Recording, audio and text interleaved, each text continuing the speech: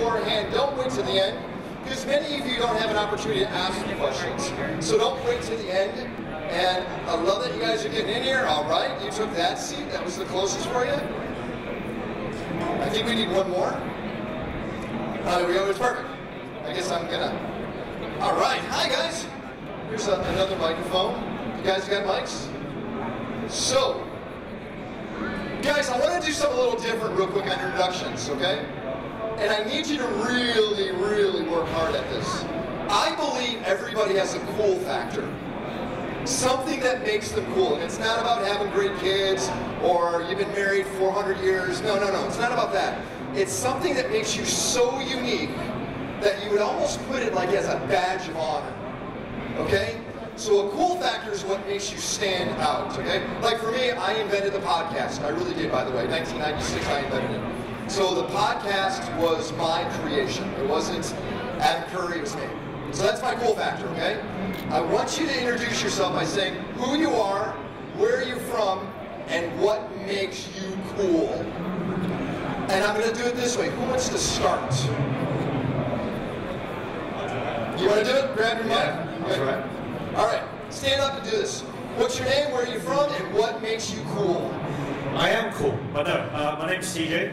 I'm from GSR out in Asia. I run the Asia sales team. We're one of the largest altcoin market makers. What makes me cool is the concept of sacrifice. So No, this is a cool thing. No. It is.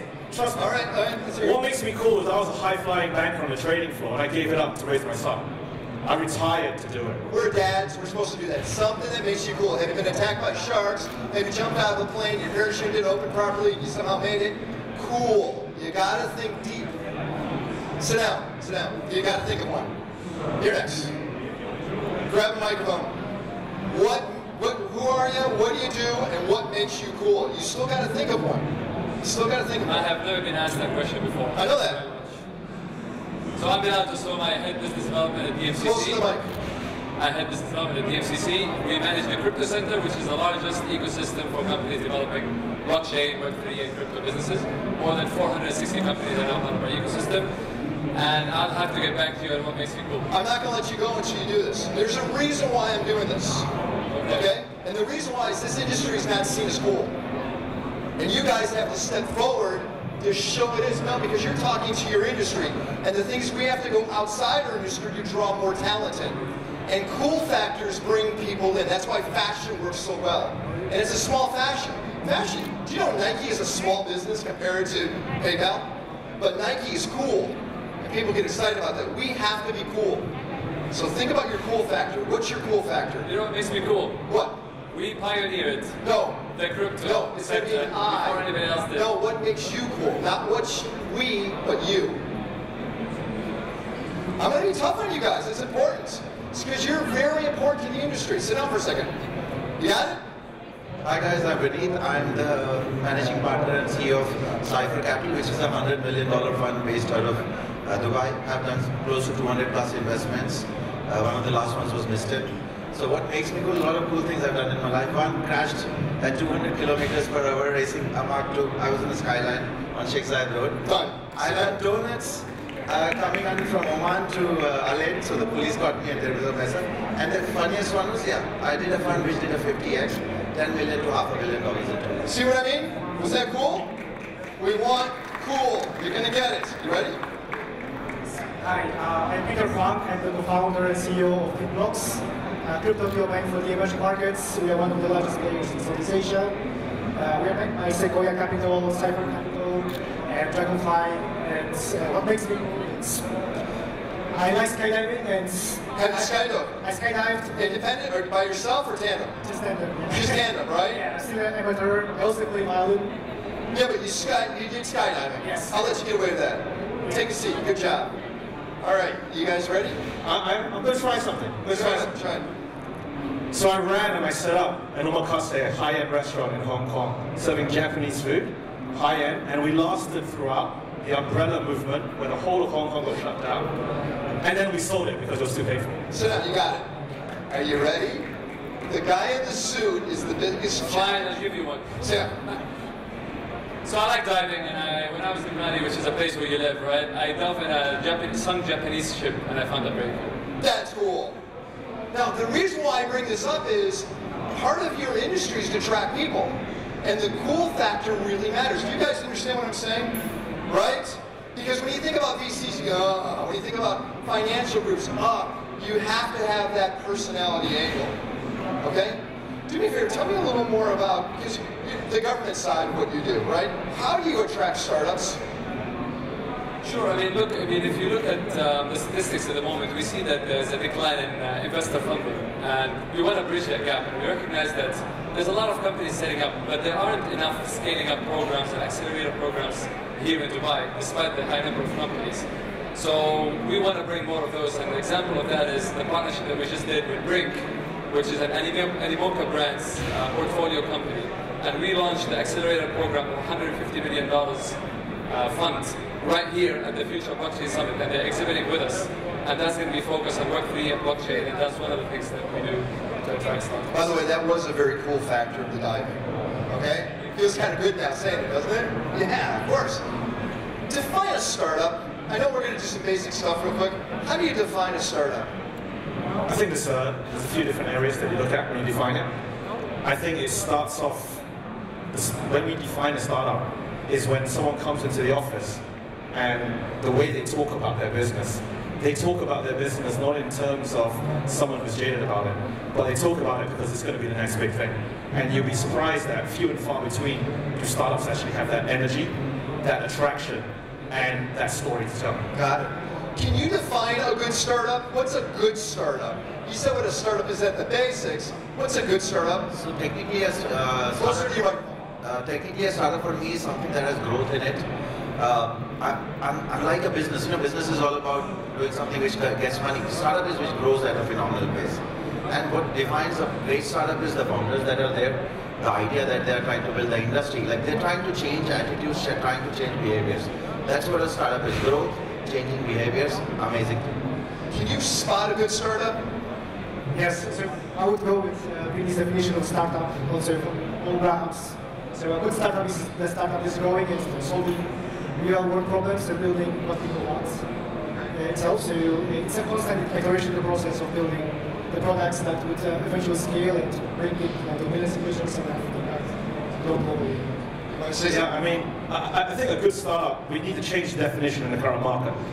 A good startup is a startup that knows who its customers are, it knows who its market is. A good startup is not a startup that says, I am doing a game, and I've got 5 billion gamers globally. How many of those are actually playing your game? A good startup is able to segment this customer market and know that they have a business model which will attract wants and needs of these customers. Who's got a business like that here? Yeah? You guys okay? Do you hear a lot of pitches? Have you heard a lot of pitches? We do. Yeah? What excites you in a good startup pitch? The thing is, if you're talking about this industry, what excites us really is things that are solving a real problem and things that relate to people's day-to-day use. For example, the music industry today, we see the listen to earn listen to earn. We've got a few companies, for example, exhibiting with us there that are pioneering that. And we also want to see more asset-backed projects because that's where the real interest is from investors. From what we see, yes, it might take longer to kind of give return, but at least you connect the mainstream industry with Web3 and blockchain industry. You said asset-backed. Yes. Elaborate on what that means. Sure, so one example we have is, actually a couple of examples we have, is tokenization of gold. So we've got companies who are building refineries and vaults within DMCC, and they're going to sell tokens of gold. And that's one of the main industries that DMCC have, because when we're set up for commodities. And we have more than 1,000 companies in gold, another 1,000 in diamond, and another 1,000 or 2,000 in energy. So we want to see that bridge between Web3 blockchain and the trading industry. So when I talk to startups, help me with this, okay? When they come to money people, whatever that is, okay? We'll say from angels to VCs to hedge to whatever it is, they take the money and they go off and buy resources, right? And the resources are what gets them their talent, their facilities, their deployment. But if they can get the resources right away without getting the money, is that a better bet for them, or is it important to deal with a financial institution? You shook your head yes. Why did you? Yes, so it's important for the startups to see which bucket they fall into. If they are profitable, they don't need to go to take the external funding. And sometimes they can go organically, but there are two, usually on this stage, there are two other categories. Default alive and default dead in the startups. If you are default alive, you need capital, raise sufficient capital to become profitable. We'll say in a certain period of time. If you are default dead, it means you haven't hit a certain product market fit as yet, and you need to get raise capital to kind of activate the product and identify the product that people really want. So it's important for the startups to see which market they fall. I kind of hear what you're saying, but I want to make sure I understand. If I can get resources, is there a value to having a relation? I know the answer is, okay, I'm asking you a question, I know the answer. Is there a value having a connection with a VC? Is there a value? Is there a value? So yes, there's definitely a value because VCs just don't give money. It's not just dumb money. You can go to one of the real estate builders in Dubai and get money. I think VCs give you the connections. VCs give you the relationships with other companies in their portfolio. VCs are guys who have also done startups. I've done startups for 15 years. Some have failed, some have been successful. They give you their own experiences which help you build up. So again, going back to the question, what a great startup is all about. A great startup is someone who has someone like Steve Jobs to get people to do work, someone like Steve Wozniak who can code, who's a crazy code, and someone like Ken who can sell them the sun and moon, because you need someone to sell the whole thing. I'm just, again, who's got a great startup here? 1, 2, 3. So please raise your hands again. I'm being serious. There's a reason. Okay, these are great startups. Okay, so in a great startup pitch, what are 3 things you want to hear in a pitch? What are 3 most important things in a startup pitch to have a relationship with them? And you may not put money into it, but you might say, you know what? They're moving forward. I want to talk to them later on in the future. Or I know they should be connected to somebody else because they're going to benefit them plus help them out. What are 3 things you want to hear in a startup pitch? Okay. An exit strategy. Right away. Really? You want to know how they're going to be sold or go public or generate enough revenue, right? So that's the first thing you want to hear, or is that part of? Part of. Part of. Okay, that's one thing. What's another thing you want to hear? Target market. Target market, very defined, right? Not everyone's my customer. I mean, geographics is one, age groups is another one. I think these are things that when we build Web3 startups, we always think that it's the new dawn, but at the end of the day, it's still a business. You are still building something where most people's the first question to you is, how are you going to make money? And the problem in crypto right now and in this space is the first reaction when you ask them that is this, huh? And the next thing they do is they'll say, we're going to do a token sale. That's fine, but you need a business. The next step cannot be, after a token sale, we're going to do an NFT drop. That is not a viable business model. That is just something that works for 1, 2 years. You need to be able to identify your market, penetrate it, and add value in that basis. I love it. So we went exit, you went viable markets. What's the 3rd thing you want to hear in a real good pitch? I would say the 3 most important things are problem identification. What is your solution to that problem, and how the team is well equipped to strategize to solve that problem. So let's go with solution, right? So first, identify the problem, there's a solution, right? Exit, market, solution. Do we agree? Is there anything else you want to add? So for me, solution is definitely critical, but I think the team is important, what they have done in their life. The team's important? And passion, when people talk, when you talk to a one-night stand, you talk differently, and when you talk to your girlfriend, you talk, the passion has to be there. You're not there just doing this for a 2-day thing. It's something that you want to do over your life. Can I challenge you on that for a moment? Do you use WhatsApp? Yes. That sold for $19 billion. Yes. Right? Did you know anyone on that team, even to this day? Not personally. And you know what? They really didn't have any background. So does a team matter, or does the product alignment, meaning where it's going, matter more?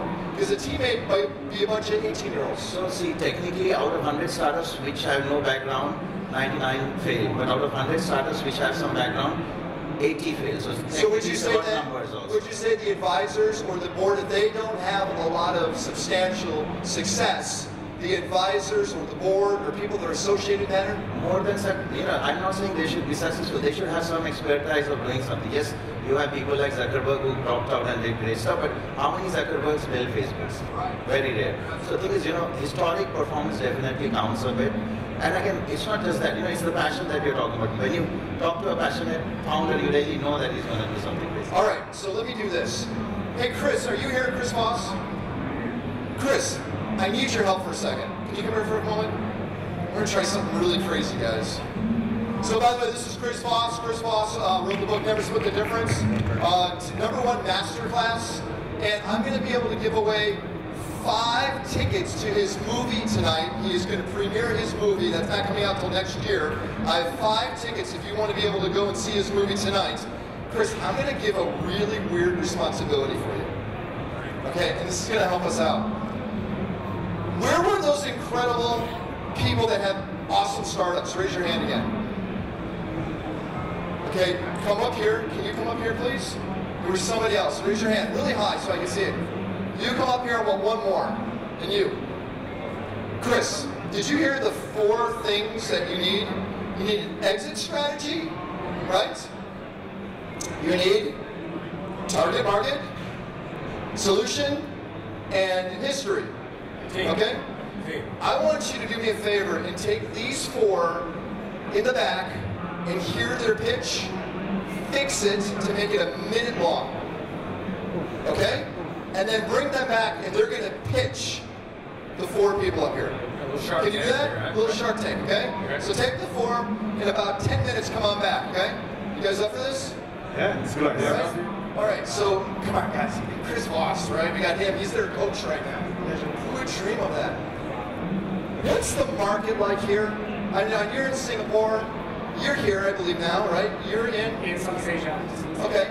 How's the market here? Is this one of the more exciting, dynamic markets? You mean Dubai? Let's say the GCC, and then you can focus in on Dubai. I think just observations, right? So GSR, we don't have an office out here. So why not? Yet to come.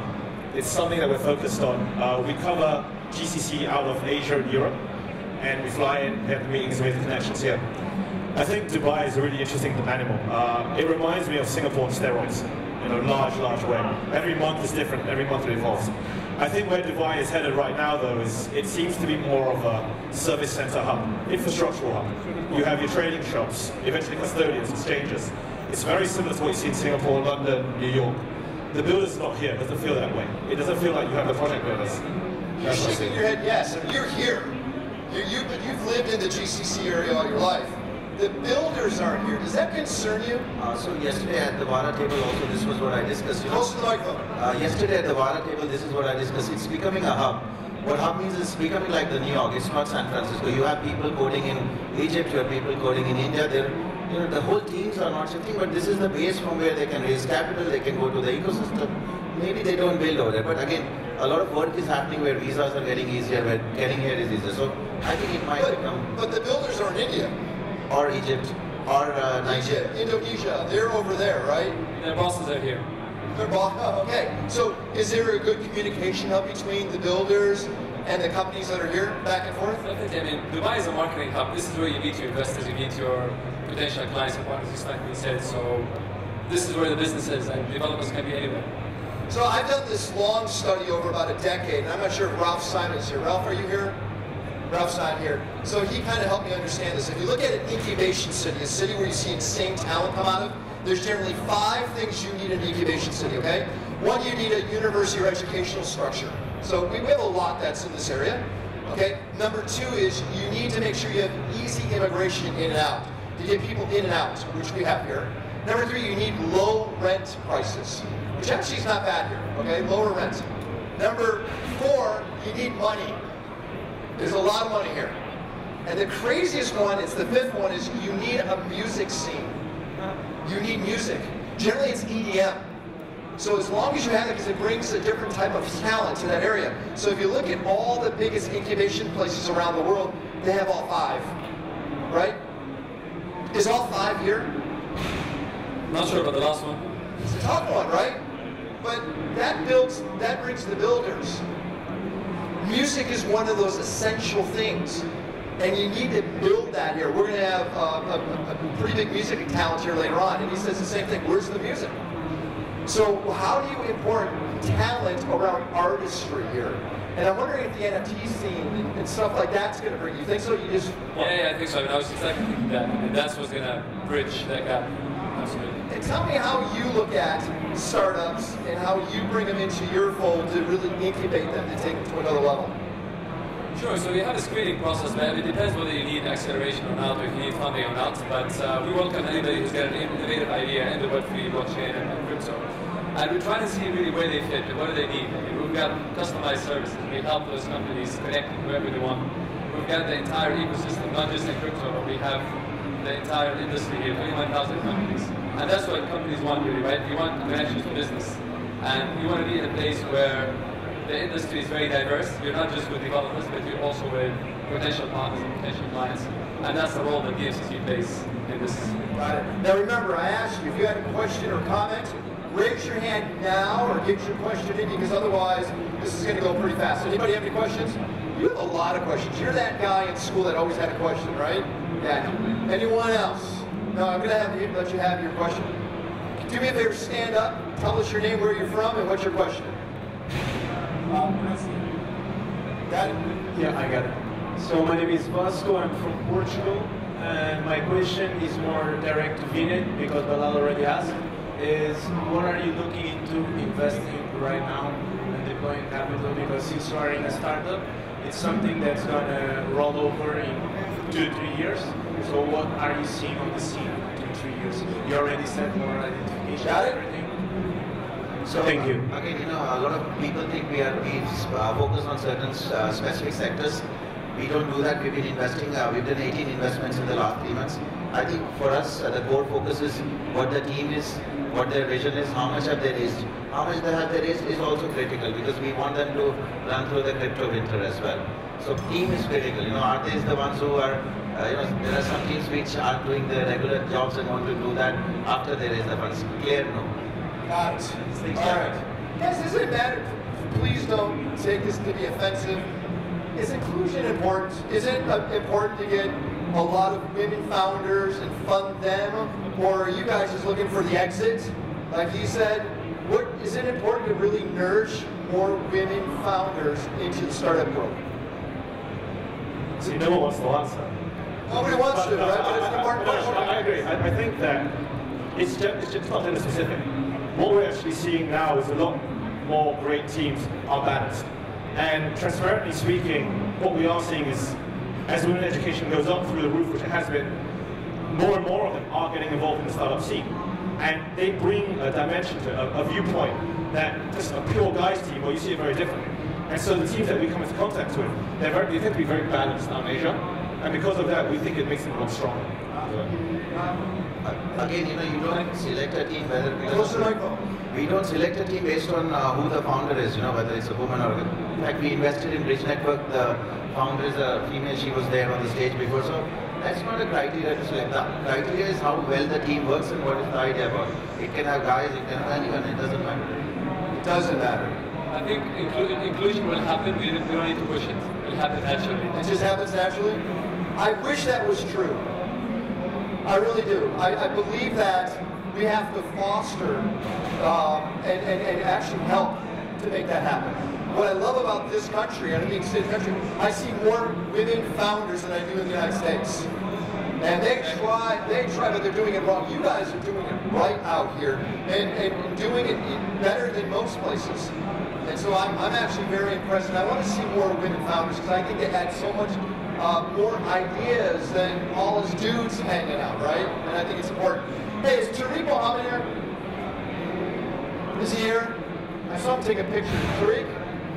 Oh, that's too bad. Okay, so he's on the crime side of what's going on with digital assets. And I was wondering, what's the hottest sector right now for you guys? Is security important? I know you're going to say blockchain, but any specific niches within that space that gets you guys excited, that you're looking at putting resources into? We're seeing a lot from education tech, the technology in the metaverse, ed tech. Some companies we have, one example is Meta Visionaries that are looking at space education. But example of those as well, some more companies. You like that area? Yeah. Okay.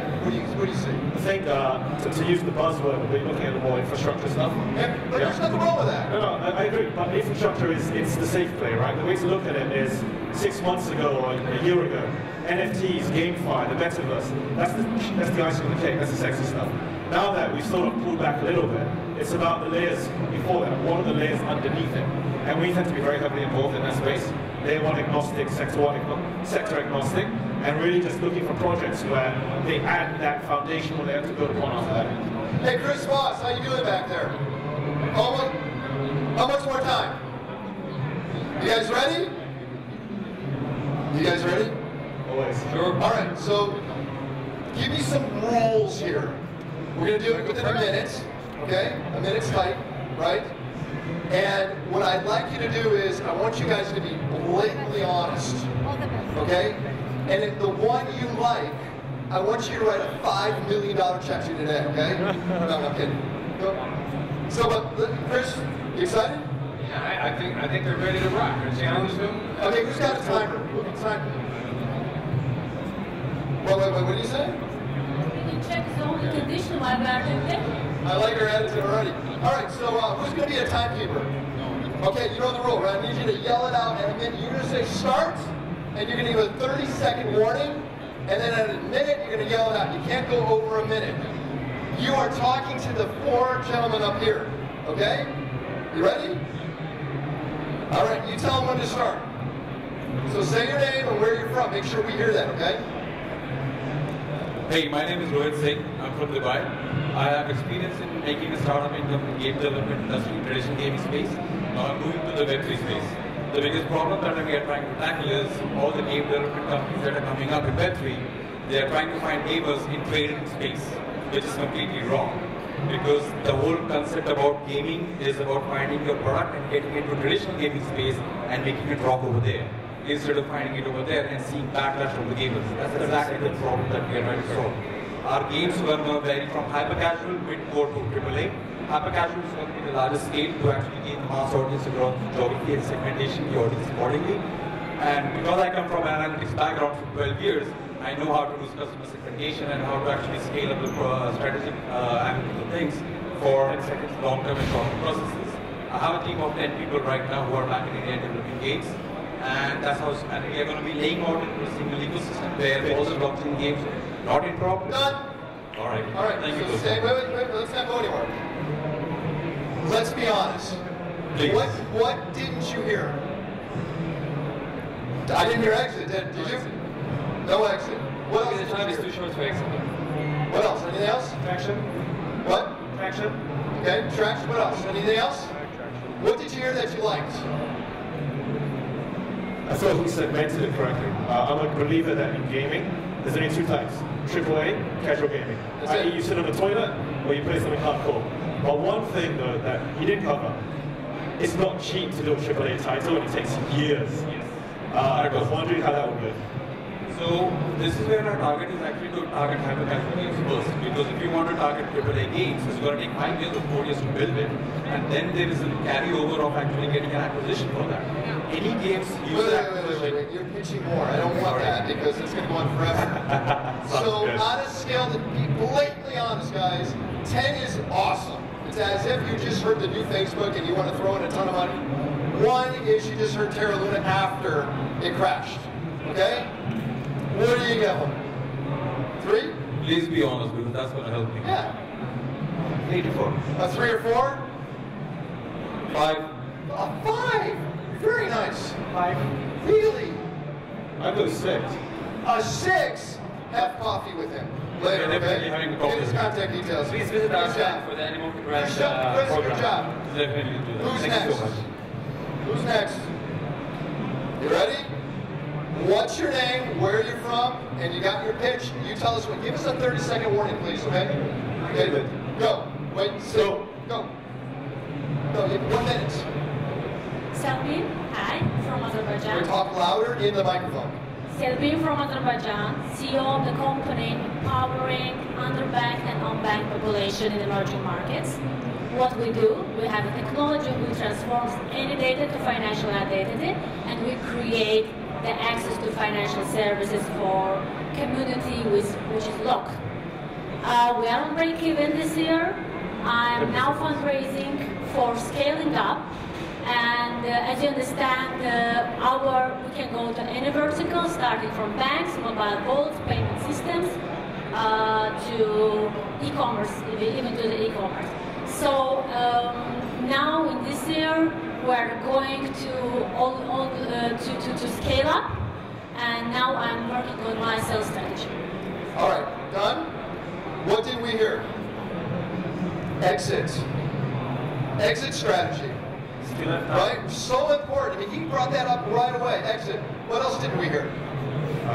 Framing of the product itself. What is the product? What is the product? Technology. No, it's a technological product. But that's nebulous.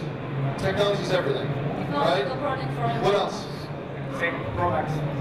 Understand what's the problem. Okay. So normally, what I've learned, and I've been in an accelerator before, when you do a 1-minute pitch, it starts with a problem, what solution you are doing, what are the core team members, and what are you looking for? Like, are you looking for advisory money or stuff like that? I get it. But I didn't get the problem. Like, yes, I know unbanked is a big problem. Are you doing it over the world or in Azerbaijan or in Dubai? How are you solving it? And what is the team? You know, which he said, I was. Blame it all on Chris Voss. You should have known that, right? So what do you give out of 10? 10 being the next Facebook, 1, Terra Luna, and I got some tokens for you right now you can buy, by the way. Let's keep it. What are you going to do? 4. A 4. 3. A 3. I'll give a 5. A 5. I'll do a 4. Have coffee with him later. All right? All right, who's next? Thank you. All right. By the way, give it up for these people coming up here because they're doing it. Many of you that have startups could have had a chance, and you didn't do it. So learn from these people right here because it takes a lot of courage to do this. It really does. Are you ready? Yep. You go ahead, yell it out. Right? Wait. No. Wait, hang on. All right. Speak up, okay? Ready? Who are you? Where are you from? And then pitch. Isabella, I'm from the 2 hacker houses here in Dubai. We have a team of 45 people ready to attack the problem of lack of communication between different chains in blockchain. Our target market are the young developers who are building real use cases in blockchain, such as asset registry, ZK-proof crime reporting, genome data on the blockchain. Our team is composed of our leadership, which is Ramani Ramachandran, who brought Uber to India, and our lead developer Chuan, Chandan, Priyashu, and myself. When I was 14, I was able to scale a vitamin C product in a third world country from nothing to $1 billion making product. Thank you. Excellent. All right, here we go. Again, the exit. Sorry, 1 minute is too short for exit. You got 15 seconds. Okay, exit strategy is for a product to scale as large as Apple, because not even Apple has a dominance in the industry. And we believe in decentralization. A lot of blockchain founders are building centralized products, which sucks. That's not blockchain anymore. And our exit strategy is that, and we're looking for strategic partners. All right. Sorry. All right, first, what didn't you hear? Market size. Market size. Check. Anything else? You guys would be horrible on The Voice. I'm just going to tell you, okay? You got to get into this. We got to be, come on. It's like idol maker. We're making idols here. Anything? I mean, I heard a problem. The solution was communication. That's what I understood. But that doesn't tell me anything about what is the solution then. You might show some favoritism I right just now. figured out I know her, so I should keep my comments to myself. So, you got it tough. But come on, you work with router protocol, so technically you are a red flag because you work somewhere else and you're trying to do something else. Oh, that's router. I talked about router. Yeah, but you work in router full time, right? And you're trying to do hacker house on the side. No, that's router's hacker house. Wait. Let's do this. This is airing laundry. Out of 1 to 10, what do you give her? I would give her a 6, 5. A 6. 7. 7. I started off at a 7, but I went down to 6 after she started the second part. Really? Coffee. Right there. Anyone else? One more. Good job. All right. I admire you guys. That's awesome. Okay. You say go. Speak up. I can't hear you that well. Okay. So, Here we go. You ready? Go. Go. Hi, I'm Andy Macklin, Stoic Blockchain Fund. I'm a blockchain founder. I founded the largest B2B blockchain platform in Russia with over $4 billion annual turnover. I'm half Ukrainian. Since the war started, I had to exit quickly and relocate to the UK. I'm not alone, so here's the problem. And the market. There are expected over 300,000 founders and developers relocating from Russia and Belarus by the end of this year. That's a problem. And speaking of the team, we are a team of 4 blockchain founders, different founders, who relocated, we know the problem, and launched their new companies, and who also helped dozens of other companies to relocate. So here is the market. We have in the pipeline we just started, we have over 200 blockchain startups and founders. We're going to, and that's the exit strategy. We exit by helping our portfolio companies to exit by partnering with international venture capitalists, venture company firms. Good job, by the way. What didn't you hear? I didn't understand the product fully, so it is like an incubator, right? Yes, it's an incubator. You're trying to figure out exactly what the platform is. It's a social product. One like pitch. It's a social product, right? I mean, you are literally facilitating the rebirth. Yes, rebirth. We're a venture company that also helps to relocate and launch the business. Okay. Anything? Yeah, also the product, but now you mentioned it's a venture company. That was missing at the beginning. But you understand it now. Yeah. It's very niche. You know the old saying, the riches are in the niches, right? So, 1 to 10, what do you got? 5. A 5. 5. 5? 4. 4? I'll do a 7. Coffee is on him. That's awesome. Thank you so much. Thank you. Now, the reason why I wanted to do the pitch, oh, you ready? You have to go through Chris Voss real quick. You're that good. Ooh, I love winning founders. Okay, wait. Okay, you gotta split it. So what is your name, where are you from, and you do your pitch. You ready? Go. Alright, my name is Raz, I'm from Saudi Arabia, and my company is actually based in Hong Kong. But what we do is, we're the very first legally recognized DAO LLC platform that works on selling antiques in a fractionalized manner using the blockchain. So the problem is there's either physical products or NFT, and we're trying to bridge that gap. We're also trying to allow high-ticket items to be owned by smaller communities. That's as far as the problem is concerned. Our community is collectors, specifically based in Asia and in the Middle East. And our exit strategy can be based either on owning an antique specifically, or we can make a whole bundle where as it sells, you can exit depending on the stage that you're interested in. Wow, okay, what didn't you hear? It's called Fractique. And what didn't you hear? Market size and traction. Market size. So right now, we're not very clear on the market size. We know what market we're targeting because we haven't leashed, we have the value phase. We're about to release it sometime this month. God, so it's not defined yet. Anything? No, I think the product sounds cool, but it sounds like very high level. I think it's the big down of it. You realize that collectible art is one of the most valuable. I used to live in Hong Kong, so I know exactly what she's talking about. Collectible art, vintage cars. So very niche, very differentiation. But then the next thing I have then is the market that you're targeting tends to be people who don't go down that road of NFT because they can own the base. Yeah, but it's not the Did you hear anything that you liked in that pitch? Yeah, I mean, I liked the first DAO, but I didn't quite get the connection between the DAOs and the NFTs part, but maybe the time was short. So that because the vase is a physical item, it gets owned legally recognized by the DAO. So each vase or antique is issued an LLC from the DAO. So all the insurances and everything is there, and then you own a little piece antique that turns into an NFT. All right. So I think tokenization of anything that retail cannot get their hands on, be it sports, be it antiques, be it even VC, there's tokenization of VC that happens. It's a cool idea. What I didn't hear is the team. Like I can't judge whether she has done any experience in valuing antiques or not. Does she come from Christie's or so on? So I have a great team, I promise. I'm just under 1 minute. So. All right. Out of 1 to 10. 6. A 6. 6 as well. 6? 7? 6. Coffee.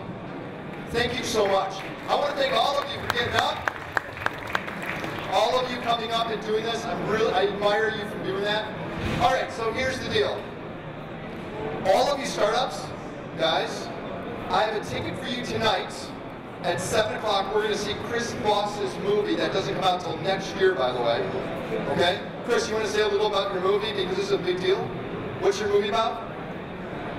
It's about the founding of the Black Swan Group and several of the hostage sieges and kidnappings where we developed the business negotiation approach that we have and helping people change their lives. That's tonight. There's a special premiere you gentlemen can come to. And I also have 5 other tickets. Come up to me individually, and I'll make sure you have that. I want to thank you guys for doing this. I just want to make sure you guys are receptive to hearing other people's pitches and ideas. You good with that? And where's the best way to get a hold of you? What's the best communication platform? What is it for you? Telegram. Telegram. Telegram. WhatsApp. WhatsApp. LinkedIn, but the booth is right there, the associates are there. Just go there and meet them, and you need to meet people face to face. Absolutely. That's how work business is done in the world. Yeah, my booth is right there as well. There you go. My next panel is actually Arabian Prince. Are you around?